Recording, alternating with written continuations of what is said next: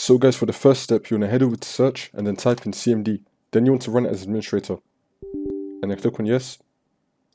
Now once you run this, we're going to type in sfc /scan now and then click on enter.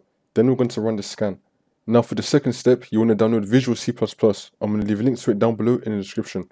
Once you run this, you want to click here to download. And now you want to head over to search and then type in system information. Click on it. Now once you run this next to system type, you'll see what you have. So I've got 64-bit, so I'm going to download the 64-bit one. Now I'm going to install it.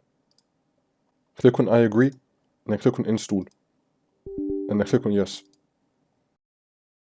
Now for the last step, we're going to head over to search again, and then type in CMD again. Now we're going to run it as administrator. And then click on yes. Now once you run this, we're going to type in sfc /scan file equals C : /Windows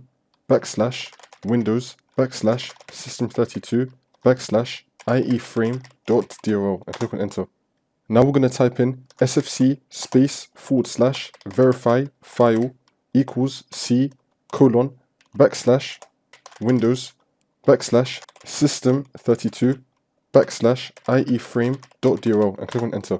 Now once you do that, you want to right click on your application that you want to use and then click on properties and then click on the compatibility tab. Then you want to tick run this program in compatibility mode. Disable full screen optimizations and run this program as administrator and then click on OK. Now you want to restart your computer and then the problem should be fixed.